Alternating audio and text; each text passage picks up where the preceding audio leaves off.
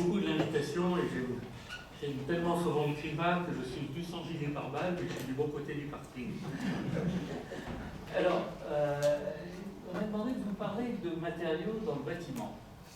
Alors, je pense que la première chose qu'il faut avoir bien en tête, ça va être une image, c'est dans une économie industrielle, l'énergie est le centre de l'économie et le matériau est la chair de cet être vivant qui est une économie industrielle. Il est très difficile de séparer l'un de l'autre. Donc ça veut dire que je vais alternativement vous parler d'énergie, vous parler de matériaux, dans une des applications qui est absolument essentielle pour l'être humain, qui est le bâtiment, c'est-à-dire de se protéger des avanies de l'environnement climatique. Alors, je vais vous parler de management thermique des bâtiments, d'efficacité des matériaux, d'électrification et de décarbonation. Tout ça tournant autour du bâtiment. Donc, je ne vais pas vous parler que de matériaux, parce que c'est très difficile de ne parler que de matériaux quand on parle de bâtiment. Alors, je vais commencer par ce que j'appelle le big picture, l'image globale. Alors, je ne vais rien vous apprendre, mais je pense que c'est important de voir un peu les limites de l'épure. Les limites de l'épure, c'est de dire qu'on a des sources d'énergie. Alors, vous avez le solaire, le vent, l'énergie mécanique, l'hydroélectrique, le charbon, le gaz, le nucléaire, pas par ordre de favoritisme, on comprend bien. Vous avez des vecteurs énergétiques, qui sont l'électricité, l'hydrogène, la chaleur. Puis vous avez des usages de ces énergies. Et ces usages, je pourrais vous parler d'industrie, je pourrais vous parler de bâtiments, je pourrais vous parler de transport. Donc je vais vous parler essentiellement de bâtiments. Ça, c'est la première image.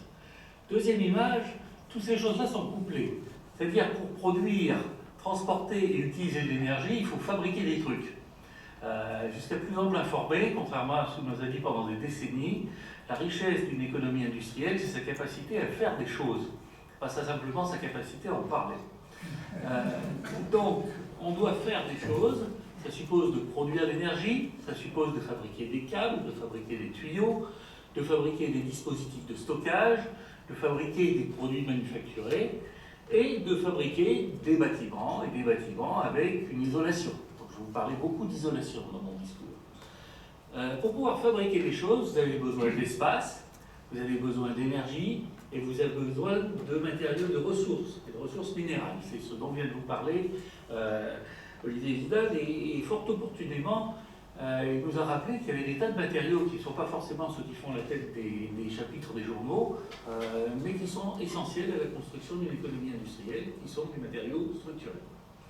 Et puis pour fabriquer des choses d'une manière soutenable, parce que c'est quand même ça l'objectif qu'on doit se donner, si on est un peu responsable, eh bien il faut se poser la question de la soutenabilité des ressources, il faut se poser la question de l'impact sur l'environnement, il faut se poser la question de la contribution au réchauffement planétaire, au global warming. Alors maintenant, j'aime bien parler des shadows, parce que je trouve qu'ils avaient une sagesse infinie qu'on aurait bien fait de ne pas oublier. Et vous avez le professeur Shadoko ici, on peut se demander, est-ce que je peux décarboner la source de chaleur?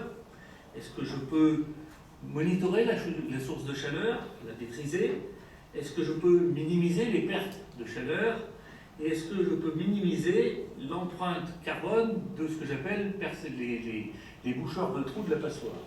Donc un bâtiment c'est une passoire, il y a de la chaleur tombée dedans, on n'a pas envie que ça chauffe les petits oiseaux, et donc j'ai un certain nombre de stratégies que je peux imaginer. Alors si je regarde, le premier truc c'est de dire je peux essayer de décarboner la source de chaleur en électrifiant le chauffage, ou en décarbonant, tout en décarbonant la production d'électricité. Je peux essayer d'avoir une maîtrise de la source de chaleur en essayant d'avoir une digitalisation de l'énergie, de l'usage d'énergie. Je peux essayer d'améliorer la perte de chaleur en me posant la question de l'efficacité thermique des bâtiments. Ça veut dire des bâtiments nouveaux, mais dans les pays occidentaux, ce que ça veut surtout dire, c'est la rénovation des bâtiments. Chaque fois qu'on vous inaugure un bâtiment à énergie positive, vous êtes à peu près certain qu'on l'inaugure parce que ça permet de l'inaugurer, mais ce n'est pas ça qui va résoudre le problème. Ce qui va résoudre le problème, c'est d'être capable d'avoir une maîtrise de la thermique des bâtiments existants.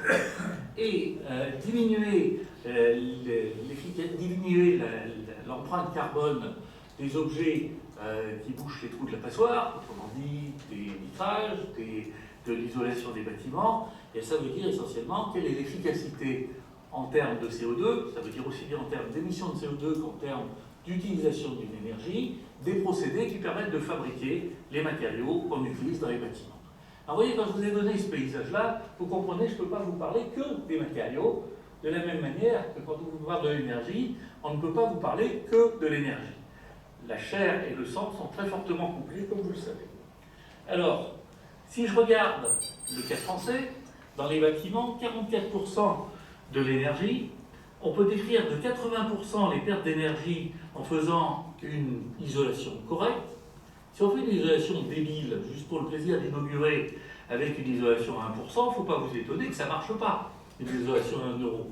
Donc vous pouvez complètement saboter l'idée d'isoler un bâtiment en le faisant mal. Si vous diminuez de 10% la consommation d'énergie, c'est équivalent dans les bâtiments, c'est équivalent de 7 centrales nucléaires. C'est quand même pas tout à fait négligeable, ça mérite de poser la question. Ça peut être fait en 10 ans, alors que les technologies et les matériaux qui permettent de le faire sont produits localement, elles sont disponibles, et ce n'est pas une industrie que vous délocalisez. Donc ça, c'est une des choses qui me rend sympathique, c'est-à-dire que vous créez de la richesse en faisant des choses à l'endroit où vous les faites. La production du verre, la production du plâtre, la production des bâtiments, d'isolation du bâtiment, peuvent être partiellement électrifiées. Alors encore une chose, ce n'est pas quelque chose qui se décrète par un claquement de doigts ministériel, c'est quelque chose qui s'analyse d'un point de vue technique. Il y a des dispositifs qu'on peut électrifier facilement, il y a des dispositifs qu'on a du mal à électrifier d'ailleurs qu'on ne sait pas électrifier. Mais ça veut dire que même à supposer que vous ayez une électricité parfaitement décarbonée, même à penser que l'électrification est un vecteur extrêmement efficace pour décarboner l'économie, il y a des choses qu'on ne sait juste pas faire. Alors, je vais vous parler de deux aspects. Je vais vous parler de la minimisation des pertes thermiques dans le bâtiment. Alors, je vous parle de pertes thermiques. C'est très occidental ce point de vue. C'est-à-dire quand on est dans un climat qui a tendance à faire froid, où il y a tendance à faire froid, on a tendance à penser comment est-ce que je peux me débrouiller pour ne pas avoir froid. L'évolution climatique peut nous conduire à voir au contraire, à nous adapter à des climats qui vont être plus chauds. Donc la question qui va se poser, c'est comment je peux essayer d'avoir froid. Alors je peux vous soumettre cette idée-là. Si au lieu de climatiser la totalité d'une pièce, on faisait l'équivalent de mettre un chandail, c'est-à-dire si je pouvais avoir une veste climatisée plutôt qu'une pièce climatisée, il y aurait peut-être des choses intelligentes à faire en termes d'efficacité énergétique. Alors évidemment, ce n'est pas tout à fait facile, on préférait avoir une veste climatisée qui n'est pas branchée au mur avec un cordon, tout cela on a l'air un peu bête. Alors le deuxième point, donc je vais vous parler de comment minimiser les pertes thermiques dans un bâtiment, et je vais vous parler de comment minimiser l'empreinte carbone de la fabrication des matériaux pour ces pertes thermiques, pour lutter contre ces pertes thermiques. Alors, vous voyez les deux exemples dont je vais vous parler. À gauche, vous avez l'intérieur, j'adore cette photo, vous avez l'intérieur d'un four de verre.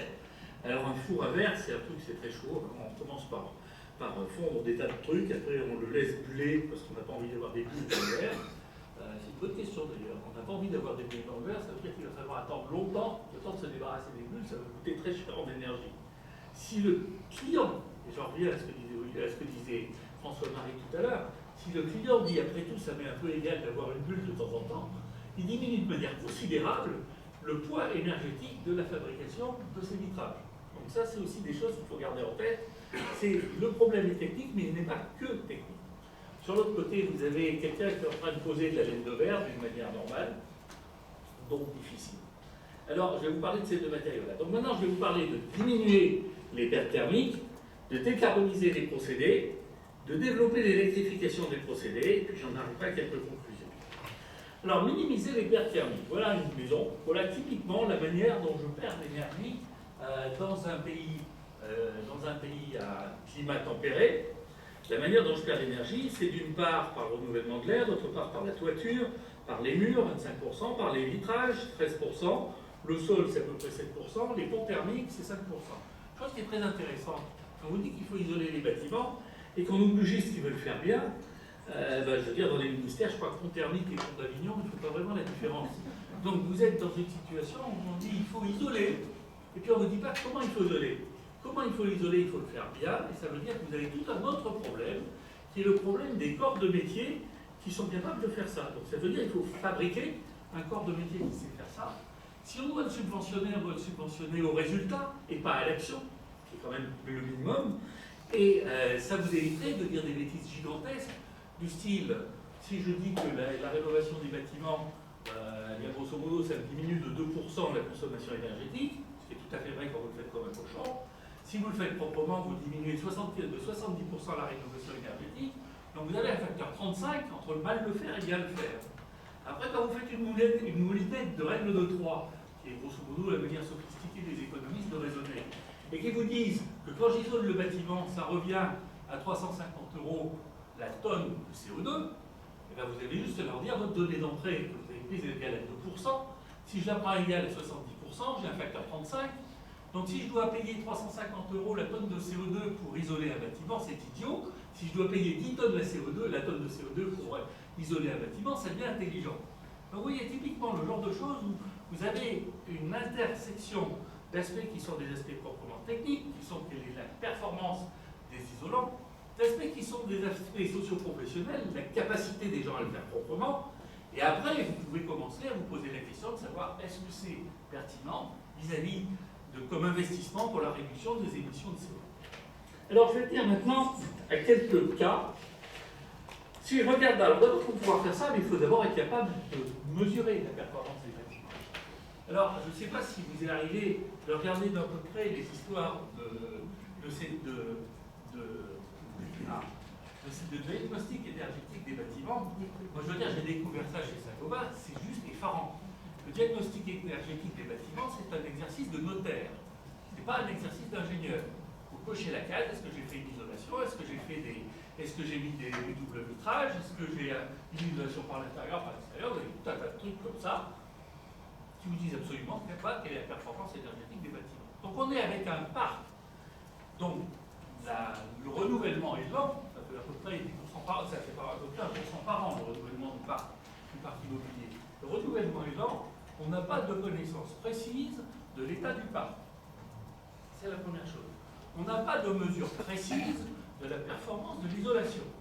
Et deuxième chose, alors ce que je vais vous montrer, c'est que c'est possible de l'avoir. Alors c'est possible de l'avoir par les techniques, et c'est ça parce qu'évidemment vous n'avez pas envie de dire aux gens, écoutez, vous nous laissez votre bâtiment, vous nous laissez votre maison pendant un mois, puis on va mesurer si elle est bien isolée. On va vous accueillir. Ça va non. Ce qu'il faut pouvoir faire, c'est mesurer la capacité d'isolation d'un bâtiment tout en gardant des gens à l'intérieur. Alors, ça ne sera pas aussi parfait d'un point de vue physique, mais c'est quand même ça qu'il faut savoir. Alors, une manière de faire ça, c'est une méthode qui a été développée il y a une dizaine d'années à Saint-Gobain, qui s'appelle la méthode Cube, et vous allez voir, c'est d'une simplicité biblique. L'auteur de ça, c'est Giroud. Maintenant, c'est implémenté dans à peu près partout sauf en France. Parce qu'en France, il a fallu interférer avec le CSTB qui n'était pas d'accord, parce qu'il ne l'avait pas fait le même. C'est une grande tradition hexagonale. Donc, l'idée est assez simple, c'est que vous mettez à l'intérieur du bâtiment, vous faites un flash thermique. Si vous augmente de 4 ou 5 degrés la température moyenne de l'appartement, bien vous attendez. Et vous regardez comment elle décroît.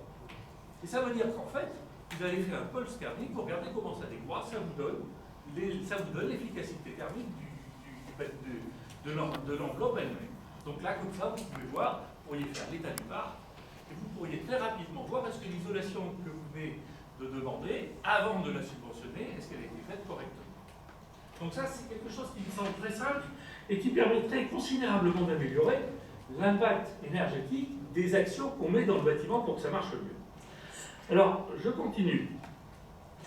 Comment est-ce qu'on fait maintenant pour isoler le bâtiment? Alors, on fait ça essentiellement, alors en France, on fait ça essentiellement par une isolation par l'intérieur. En Allemagne, c'est plutôt par l'extérieur qu'on fait ça. Donc, je vais vous parler de la version isolation par l'intérieur. Je pourrais vous parler de l'isolation par l'extérieur de la même manière. On va commencer par l'intérieur. Alors, essentiellement, il y a un truc qui est très très vicieux, c'est que pour isoler les bâtiments, le meilleur isolant qu'on connaisse, c'est le verre. Mais vous allez quand même difficilement mettre un appartement en vase de devoir, ça moyennement bien marché. Donc en fait, ce que vous faites, c'est que vous prenez une laine, c'est-à-dire de la matière qui empêche l'air de bouger. Alors, c'est d'autant plus d'abord dit comme ça, c'est très simple. Alors, si vous faites des isolants, par exemple, comme des isolants très poreux et à très petite taille, vous empêchez vraiment l'air de bouger. Vous pouvez pousser le vide jusqu'à faire le vide dans ces isolants. Ce sera encore plus efficace. Ça commence à devenir très cher. On ne va pas forcément le faire comme ça. Quand on va faire de la laine, ça peut être de la laine de verre, ça peut être de la laine de roche, ça peut être de la laine de bois. Toutes ces laines-là fonctionnent sur le même principe. C'est-à-dire que vous avez de la matière qui empêche les transferts d'air. Les transferts d'air sur les longues distances. Après, que ça devient rigolo, c'est la manière dont on les fabrique, ces trucs-là. Alors, la façon de fabriquer de la laine de verre, en France, ça a été inventé en France, ça s'appelle le procédé Tell. Alors, c'est absolument fascinant, c'est une espèce de machine à faire de la barbe à papa, à part qu'au lieu d'être du sucre, c'est du verre. Donc, vous avez une assiette qui tourne à toute vitesse, dans laquelle vous faites rentrer du verre fondu, et le verre fondu sous un fluide gaz est extrait par les trous de l'assiette, et c'est à la fois la turbulence du jet de gaz et la force centrifuge qui permet d'étirer des fils, et vous vous retrouvez avec des tas de fils de barbe à papa, qu'on avale de ce truc-là, et puis ces fils qui s'empilent, et puis ce qu'il va falloir, c'est à la fois faire passer d'un gaz dans le fil, dans la barbe à papa qui s'est empilée, et le gaz ça va être quoi? Ça va être des liants, c'est-à-dire des cols qui vont permettre que les fils ne s'effondrent pas trop, qu'ils soient soudés entre eux. Et là vous voyez le vice, c'est-à-dire on est en train de fabriquer un truc pour empêcher que l'air bouge, et pour pouvoir le fabriquer, il faut faire passer de l'air dedans. Donc c'est une technologie qui est tout à fait intéressante, et qui quoi qu'étant bien maîtrisée d'un point de vue technologique, nécessite toujours des nouvelles études d'un point de vue scientifique. Alors, on a un petit bijou de mécanique des fluides avec un écoulement qui est tout sauf laminaire, qui permet à la fois d'extraire la chaleur et d'étirer la fibre de verre. Après, vous avez la question de savoir combien il faut faire de pompes pour avoir la tenue mécanique qu'il faut, mais que pas trop, parce qu'on a quand même envie de la compresser pour la transporter. Il faut que ça puisse durer. Il a pu dire, on continue avec la laine de verre, on fait pas ça avec la laine de bois, avec des laines naturelles. Ça, dans le 5e arrondissement, ça fait quoi? On est tout à fait heureux de pouvoir faire ce genre de truc. À part que, si vous regardez la laine naturelle, alors j'en parle très à l'aise parce que Saint-Gobain vend de la laine de bois, vend de la laine de verre, vend de la laine de roche, c'est tout les clients. Mais je veux vous dire, en ce qui concerne la laine naturelle, qui est le truc dont on se dit, je vais faire de la laine de bois, ça va être génial, tout le monde va être content, on va respecter l'environnement, enfin bref, etc. Vous avez à peu près un tiers du poids de la laine de bois qui est formé des cols qu'on doit mettre dedans, qui est formé des antifungiques, donc pour éviter d'avoir des champignons, qui est formé des anti-feux, et qui est formé des anti-nuisibles, parce qu'évidemment les souris ça adore la laine de bois. Donc tous ces trucs-là, ça fait à peu près c'est un quart du poids de la laine de bois. C'est quelque chose. Alors, par exemple, les antifungiques, c'est des polymères qu'on importe de Corée du Sud. Bien, le bilan CO2, c'est très bonheur. Donc, vous avez déjà un truc qui a l'air tout sympathique parce que c'est du bois. J'ai la voix qui porte pas assez, non, c'est bon. Vous avez un truc qui a l'air tout sympathique parce que c'est du bois, mais à part que c'est moins efficace que la laine de verre, ça prend plus de place, c'est plus épais, c'est plus lourd. Et ce que vous pensiez faire pour être particulièrement naturel, n'est pas vraiment naturel. Donc ce que je veux simplement vous dire, c'est qu'une fois encore, dans ce problème-là, comme dans d'autres, le côté sentimental d'un objet doit être le plus vite possible évacué de l'analyse qu'on en fait. Alors on va finir par me dire que je suis sans cœur, mais enfin bon, tant pis, on ne se refait pas. Alors maintenant, vous pouvez faire des super isolants. Alors le problème des super isolants, c'est super génial, mais c'est super cher. Donc ça veut dire, là se pose une question. Alors, super isolant, c'est grosso modo des matériaux qui sont extrêmement poreux, très petite taille, voire nanoporeux. Là, ça fait que les atomes, au lieu de bêtement transporter de la chaleur, ils se cognent contre les murs et ils transmettent la chaleur à quelque chose qui ne la transporte pas beaucoup, qui est le matériau thermiquement isolant. Alors, ce que vous pouvez faire encore mieux, c'est de pomper l'air là-dedans. Alors, il y a peut-être des gens qui nous pompent l'air, mais on peut pomper l'air dans des matériaux, dans des super isolants. Et là, le problème, c'est que pour pomper l'air, il faut une enveloppe. Donc, vous avez une enveloppe avec un matériau nanoporeux à l'intérieur, le vide a été fait, c'est extraordinairement efficace, deux problèmes. C'est très efficace, et donc ça veut dire que vous pouvez avoir un isolant qui est très efficace avec une épaisseur très fine. Ça, c'est génial pour le tarif au mètre carré de Paris, ça. Parfait. À part que ce truc-là, il va falloir que ça dure. Donc ça veut dire qu'il va falloir que vous ayez une enveloppe qui est imperméable au gaz pendant des échelles de 10-20 ans. L'autre problème, qui n'est pas tout à fait un détail, c'est que les gens qui travaillent dans les chantiers, c'est assez rarement des danseurs étoiles de l'Opéra de Paris. Donc ça veut dire qu'ils vont mettre leurs grosses pattes sur les isolants, vous allez les casser, ça n'a pas bien marché. Et puis troisième chose, c'est même s'ils ont posé ça avec des pincettes, il devient strictement interdit de mettre un clou dans le mur. Faites un clou dans le mur, ça marche. Donc vous voyez, ces choses-là, ça vous donne un peu une idée de la difficulté qu'on peut avoir à passer d'une idée qui est géniale dans le laboratoire, qui est physiquement très solide, d'en faire un objet industriel qu'on va pouvoir positionner avec les corps de métier qui sont capables de le faire, à l'endroit où économiquement on peut se l'offrir.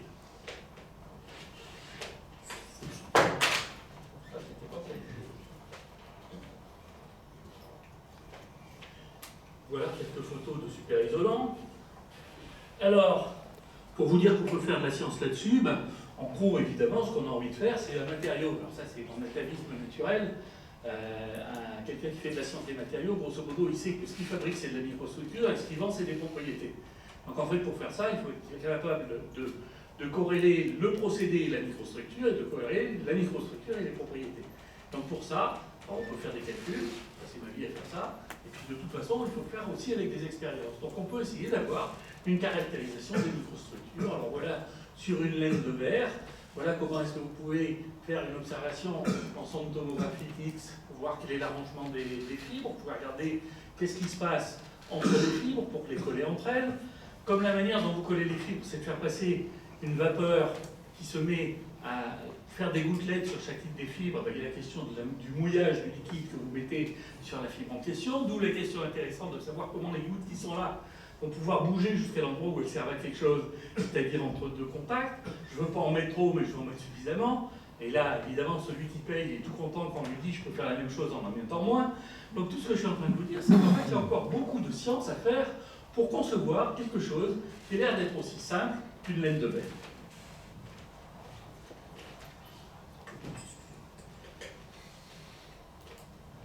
Alors vous avez ici sur la gauche la barbe à papa. C'est vraiment joli à voir ça. Une usine de fabrication de laine de verre. Enfin, on se dit comment est-ce qu'on a pensé un truc comme ça. D'ailleurs, je ne sais pas comment est-ce qu'ils ont pensé un truc comme ça. Bon. Alors maintenant, si je ne me pose plus la question de la laine de verre, mais que je regarde la question de l'isolation par les fenêtres, donc ça veut dire que ça a de sens de mettre des doubles vitrages que quand vous avez fait tout le reste. Et ce qui perd vraiment, c'est les murs, c'est le plafond, c'est le toit. Donc vous devez commencer par faire ça, et puis après vous regardez comment le double vitrage peut vous éviter. Alors le double vitrage, d'abord vous faites un premier vitrage sur lequel vous déposez des couches. Toute l'astuce, c'est d'utiliser tout ce qui a été découvert depuis une cinquantaine d'années en physique des solides pour pouvoir avoir une interaction des couches minces que vous déposez. Quand je dis mince, c'est mince. Enfin, je veux dire, c'est quelques nanomètres que vous déposez sur le vitrage de façon à ce que les ondes qui rentrent et qui sortent, les longueurs d'onde qui rentrent et qui sortent soient appropriées. C'est-à-dire, on n'a pas envie qu'il fasse trop chaud en été, on n'a pas envie qu'il fasse trop froid en hiver. Donc vous faites des revêtements et les verres aujourd'hui sont quand même essentiellement les supports de leurs couches. C'est-à-dire, on fait du verre pour pouvoir mettre des couches dessus. Alors après, vous pouvez vous dire, ce que je vais faire, je vais en mettre deux, avec toujours la même idée de dire si j'empêche le transfert, parce que j'empêche le gaz de bouger, d'abord je peux enlever le gaz, je peux mettre de l'argon, de l'argon plutôt que de l'air. Et puis par contre, là, il faut que je me débrouille pour que ça reste là. C'est-à-dire que l'air, et notamment l'air humide, ne rentre pas dans le double vitrage, de façon à pouvoir continuer à avoir l'isolation par la couche de gaz qui ne bouge pas entre les deux plaques de verre. Alors évidemment, pour maintenir deux plaques de verre écartées, il faut un séparateur. Donc le séparateur, en quoi vous allez le faire? Vous allez essayer de le faire dans un matériau qui est à la fois non poreux, parce que vous n'avez pas envie que l'air rentre, mais qui n'est pas conducteur. Donc là, la schizophrénie habituelle de l'ingénieur, c'est si non poreux, j'aimerais que ce soit un métal, et si je veux qu'il ne soit pas conducteur, je vais plutôt prendre un polymère. Donc en fait, je vais essayer de faire un mélange des deux. Je vais essayer d'avoir un métal qui me sert à ne pas être poreux, qui est déposé sur un polymère, qui me sert à faire la séparation et à ne pas conduire. Donc là aussi, il y a tout un tas d'aspects qui sont intéressants, qui sont d'une part d'optimiser les revêtements sur le verre, d'optimiser les séparateurs, d'optimiser la durabilité. Alors ça, c'est une autre chose qui est très importante. Quand on passe du laboratoire à l'industrie, il y a une notion qui est essentielle, qui n'est pas simplement la notion de la faisabilité, de la mise en œuvre, c'est la notion de durabilité. Il faut impérativement se demander, est-ce que les produits que je suis en train de faire sont des produits qui vont être performants dans la durée? Autrement dit, la performance, ça n'est pas simplement une notion de j'ai réussi une fois à avoir une bonne performance et à le publier dans Physics Letters, c'est j'ai réussi à avoir une performance qui dure pendant la durée de vie de mon objet industriel. Alors, on peut essayer de faire des trucs plus sophistiqués. Là, vous avez ce qu'on appelle des verres électrochromes. Bon, ça c'est très joli, hein, c'est des verres où, grosso modo, on essaye d'éviter d'avoir un volet, en ayant on fait des couches qui sont des espèces de batteries, si vous voulez. Vous avez des électrodes qui sont des oxydes de tungstène, puis vous avez un électrolyte qui contient du lithium, et quand le lithium, sous l'effet d'un champ électrique, pénètre les électrodes en oxyde de tungstène, elle change de propriété optique, et comme ça vous avez quelque chose qu'on appelle un électrochrome, qui permet, vous appuyez sur un bouton, votre truc devient tout noir, vous appuyez sur le bouton, il revient tout transparent. Donc ça peut être une manière efficace aussi de gérer la pénétration de la lumière à l'intérieur du bâtiment. Alors, quand je vous dis ça comme ça, il devient tout noir, ça a l'air joli comme lentille. Le problème, c'est qu'il met des plombs à devenir tout noir. Il y a d'autres techniques que celles de l'électrochrome. Il y a des techniques consistant à prendre des cristaux liquides qui, sous l'effet du champ électrique, s'orientent de telle manière à ce que les propriétés optiques changent. Là, l'avantage, c'est que ça va vite. Donc, pour les gens qui ne sont pas patients, c'est super. L'inconvénient, c'est que les cristaux liquides, comme n'importe quel polymère, c'est un truc qu'ils n'aiment pas, c'est la lumière. Alors, quand on veut gérer la lumière, d'utiliser un truc qui n'aime pas la lumière, ça veut dire que la question de durabilité, elle va revenir rapidement. Alors ça, vous pouvez l'utiliser pour faire des toits en verre dans les porches, parce que de toute façon, les gens ne gardent jamais leur porche plus de 2 ans, donc que ça ne vieillisse pas, c'est pas un drame, quoi. Bon, maintenant, l'utilisation de la porche, quoi. Même si, comme dirait l'autre, on adore les bagnoles vis-à-vis de la lutte contre le réchauffement climatique, ça laisse un petit peu rêveur. Alors, je continue maintenant, ce que je vais essayer de vous dire, pour avoir montré quelques produits qui permettent de contrôler la thermique des bâtiments, je vais vous parler de la décarbonisation de ces produits. Alors, décarbonisation de ces produits, bon, chez Saint-Gobain, grosso modo, on a des produits qui coûtent horriblement cher en énergie. Si vous prenez le verre, c'est à très haute température, donc on fait 0,6 kg de CO2 par kilo de verre. Alors la bonne grandeur, c'est pas le kilo de verre, c'est le mètre carré, ce qui est en passant, parce que souvent c'est de la surface, pas du volume. Si vous regardez l'acier, parce qu'on fait quand même encore un peu d'acier chez Saint-Gobain, les tuyaux de Pont-à-Mousson, hein. Là on est à 1,8 kg de CO2 par acier, par fonte, et vous avez 0,9 kg de CO2 par ciment. Donc ça, c'est les 3 grandes familles de procédés qu'on utilise à Saint-Gobain. Alors comment est-ce qu'on peut faire pour les rendre un peu moins dommageables en termes d'émissions de CO2? Alors, si je regarde le verre, encore quelques ordres de grandeur, si vous regardez une usine de fabrication de verre, genre de verre, là, je ne vais pas vous parler du verre à bouteille, je vais vous parler du verre des fenêtres. Alors voilà ici une usine de fabrication de verre.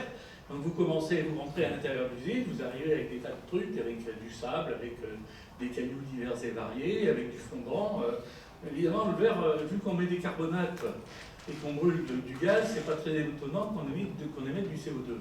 Il y a double solution pour éviter d'émettre du CO2. C'est-à-dire, après tout, est-ce que je ne pourrais pas brûler autre chose que du gaz pour chauffer? Est-ce que je ne pourrais pas mettre autre chose que des carbonates pour fabriquer le verre? Donc ça, c'est des voies qui sont en exploration. Alors vous commencez par fabriquer votre verre fondu. Après, vous êtes dans une chambre qu'on appelle une chambre d'affinage. La chambre d'affinage, c'est pour évacuer les bulles.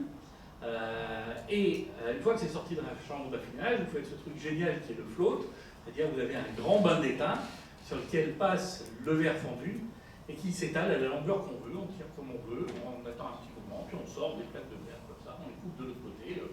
Elles arrivent à l'endroit où on dépose les couches dont je vous ai parlé tout à l'heure, ça marche comme à la parade, puis à la fin on les évite à vendre de l'autre côté. Alors si je me dis comment est-ce que je peux faire pour éviter d'émettre du CO2 dans ce machin-là. Alors regardons quelles sont les différentes contributions. Si je regarde du verre, je mets du sable, je mets du carbonate de sodium, je mets de la chaux, plus du reste, d'autres bidules. Je chauffe tout ça et je me retrouve avec du verre qui évidemment, j'ai mis du CO2 parce que d'une part, attendez, comment ça marche? J'ai fait une bêtise.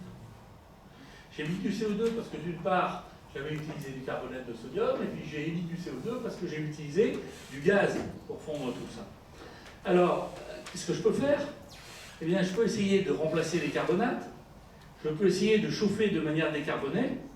Et la troisième chose, c'est que là, je suis en train de partir de sable, c'est-à-dire de silice, je peux faire du verre, et la raison pour laquelle je mets des carbonates, c'est que ça me permet de diminuer le point de fusion.